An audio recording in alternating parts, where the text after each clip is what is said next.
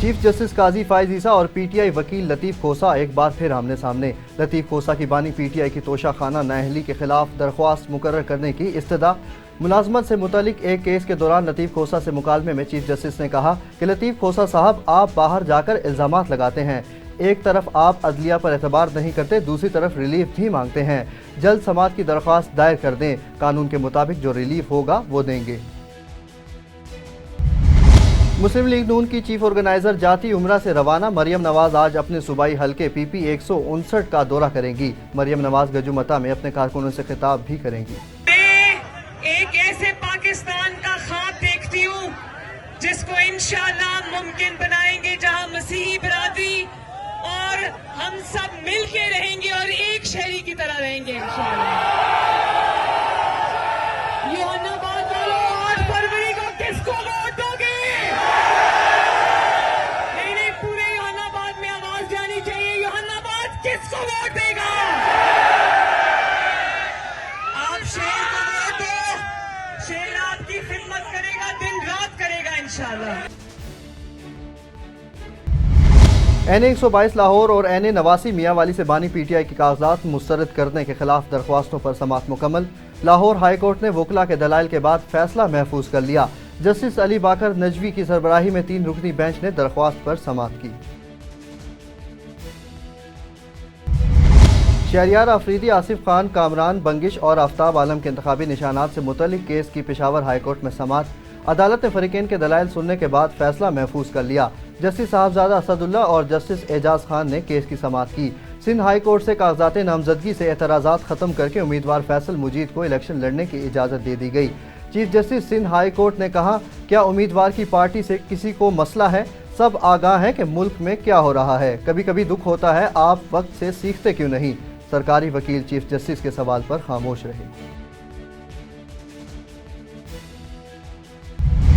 پنجاب حکومت کے صوبے میں اسموگ کے خاتمے کے لیے عملی اقدامات جاری۔ اسموگ کے خاتمے کے لیے چینی ماہرین سے رہنمائی حاصل کر لی گئی۔ مزید تفصیل دیکھتے ہیں اسامہ ریاض کی رپورٹ میں۔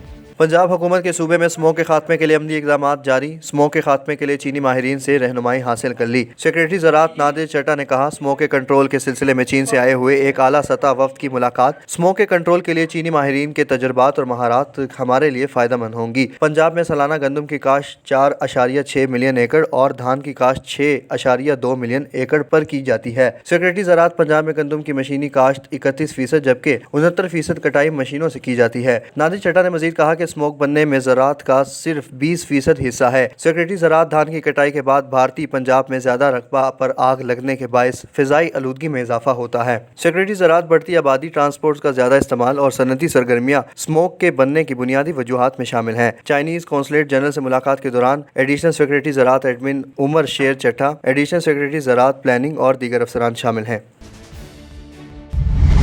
جیکب آباد میں رند برادری کی جانب سے الیکشن کے حوالے سے اہم میٹنگ کا انعقاد کیا گیا، جس میں رند برادری کے لوگوں نے کثیر تعداد میں شرکت کی۔ رند برادری کے معزز شخصیات عبدالرزاق، ظفر علی غلام، اصغر اور عبدالشکور نے اپنی برادری سے خطاب کرتے ہوئے کہا کہ آنے والی الیکشن میں ہم اپنا ووٹ ان لوگوں کو دیں گے جو ہمارے گاؤں میں بنیادی مسئلوں کو حل کریں گے، جس میں school, health, street light, road اور دیگر مسائل شامل ہیں۔ عام انتخابات کے دن قریب آتے ہی سیاسی گہما گہمی عروج پر۔ حلقہ این 174 کے امیدوار پاکستان مسلم لیگ نون سردار اظہر خان لغاری نے الیکشن مہم کا آغاز یونین کونسل ماچکا سے شروع کر دیا۔ سردار اظہر خان لغاری اپنے اتحادیوں کے ہمراہ سردار میر عباس خان سولنگی کی رہائش گاہ پر آمد۔ سردار اظہر خان لغاری نے کہا کہ سابقہ دور حکومت میں ریکارڈ ترقیاتی کام کروائے ہیں۔ پسماندہ علاقوں میں تعلیم، صحت، بجلی، گیس، پکی سڑکوں سمیت ترقیاتی منصوبوں پر کام کروانا پاکستان مسلم لیگ نون کی اولین ترجیحات میں شامل ہیں۔ سردار میر عباس خان سولنگی اپنی برادری اور علاقے کے معززین کی جانب سے مکمل حمایت کرنے کی یقین دہانی۔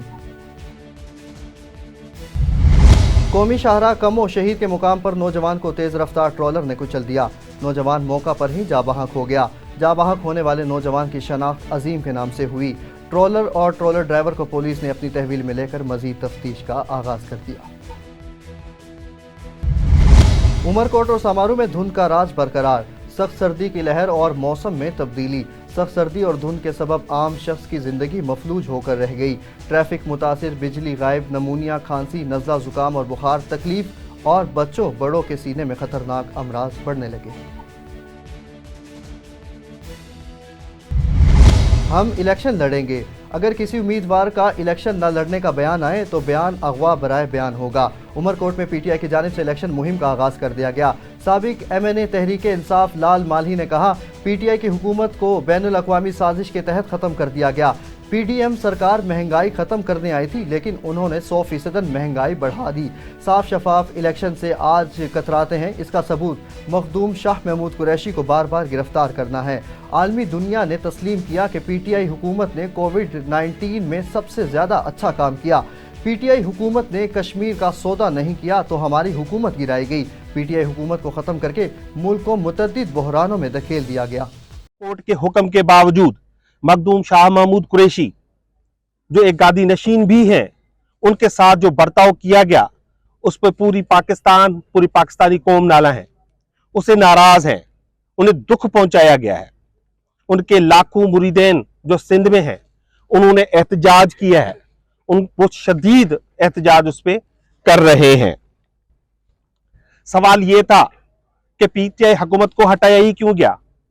جب اتنی ترقی کی رفتار تھی، جب پاکستان ترقی کر رہا تھا، جب ہم نے جو یہ کووڈ کا زمانہ آیا تو پوری دنیا نے تسلیم کیا، دنیا میں لاکھوں لوگ مرے، لیکن پاکستان میں عمران خان کی ایک زبردست حکمت عملی کے تحت وہاں پر پاکستان ملک میں جو ہے صحت کا نظام لوٹ آیا۔ ہٹایا کیوں گیا؟ اس لیے کہ عمران خان اور مخدوم شاہ محمود قریشی نے کشمیر کا سودا کرنے سے انکار کیا۔ آج سب وہ صحافی بتا رہے ہیں کہ جو کشمیر لینا چاہتے تھے، انہوں نے اپنی پریس کانفرنس میں صحافیوں سے باتیں کرتے ہوئے کہا کہ ہمیں مودی کو بلا لینا چاہیے اور ان سے ہمیں ہاتھ ملا لینا چاہیے، لیکن عمران خان نے انکار کیا۔ عمران خان سے جب افغانستان پہ حملے کرنے کے لیے اڈے مانگے گئے تو عمران خان نے کہا ایبسولوٹلی ناٹ۔ عمران خان نے اور ہمارے وزیر خارجہ تھے اس وقت شاہ محمود قریشی نے پاکستان کی سالمیت، پاکستان کی خود مختاری اور کسی بھی سودے بازی سے انکار کیا، اور یہی بنیاد بنی کہ ان کی یہاں پہ موجود جو قوتیں تھیں ان کے ساتھ ہٹا کر پاکستان تحریک انصاف کی حکومت کے خلاف سازش کی گئی اور ان کو ہٹایا گیا۔ حالات یقینی طور پر سنگین ہیں، حالات یقینی طور پر خراب ہیں پاکستان تحریک انصاف کے لیے۔ باقی سب دھندناتے گھوم رہے ہیں، باقی سب دیکھیں وہ جلسے تو کرنے چاہتے ہیں، عوام نہیں آتی، اور پاکستان تحریک انصاف جلسے کرنا چاہتی ہے تو ان کو اجازت نہیں ملتی۔ حالات جو بھی ہو، وہ مرد نہیں جو ڈر جائے حالات خونی منظر سے، وہ مرد نہیں جو ڈر جائے حالات کے خونی منظر سے۔ جس دور میں جینا مشکل ہو اس دور میں جینا لازم ہے۔ یقینی طور پر ہم جو یہاں پہ پریس کانفرنس کر رہے ہیں، لجپت بھی ہیں، لیکھراج بھی ہیں، باقی سب اکبر علی صاحب بھی ہیں، ہمیں آپ کی مدد، آپ کے ووٹ کی، آپ کے تعاون کا درکار ہوگا۔ ہمیں آپ کی اس طرح سے مدد درکار ہوگی کہ آپ جہاں بھی ہیں، جیسے بھی ہیں، اگر آپ ہمارے لیے ایک جھنڈا لگائیں گے، اگر آپ ہمارے لیے ایک پینافلیکس لگائیں گے، اگر آپ اپنے محلے میں کوئی ووٹ مانگنے جائیں گے تو یہ ہمارے لیے اعزاز کی بات ہوگی۔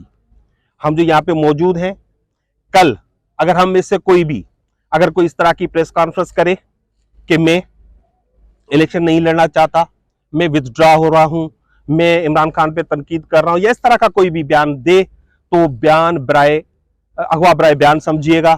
اس بیان پہ کوئی یقین نہیں کیجیے گا۔ ہم عمران خان کے ساتھ کھڑے تھے، ہم عمران کے ساتھ کھڑے ہیں۔ ہم عمر کوٹ کی عوام کو، ہم تھر پارکر کی عوام کو کسی بھی صورت میں ان چوروں کے حوالے نہیں کریں گے، ان بگڑوں کے حوالے نہیں کریں گے، ان کرپٹ مافیا کے حوالے نہیں کریں گے۔ ہم آخری بال تک مقابلہ کریں گے۔ ہم نہ گھبرائے تھے عمران خان کے حکم پر، ان کا حکم گھبرانا نہیں ہے، اور نہ ہم گھبرائیں گے۔ عام انتخابات آتے ہی سیاسی سرگرمیاں تیز ہو گئیں۔ سابق ایم این اے سردار خالد احمد لون کے بیٹے، میونسپل کمیٹی میرپور ماتھیلو کے چیئرمین میر شہباز خان لنڈ کی بزدار ہاؤس آمد۔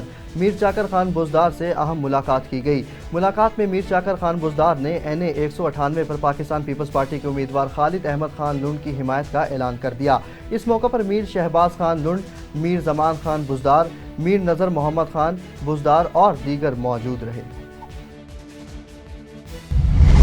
سمندری میں نامعلوم چوروں نے مسجد کو بھی نہ چھوڑا، نمازیوں کی سہولت کے لیے لگائے گئے UPS اور بیٹریز لے اڑے۔ تھانہ صدر کے علاقے میں واقع جامع مسجد بہار مدینہ سے نامعلوم چوروں نے دن دہاڑے قیمتی سامان چوری کر کے رفو چکر ہو گئے۔ چوری شدہ سامان کی مالیت لاکھوں روپے بتائی جاتی ہے۔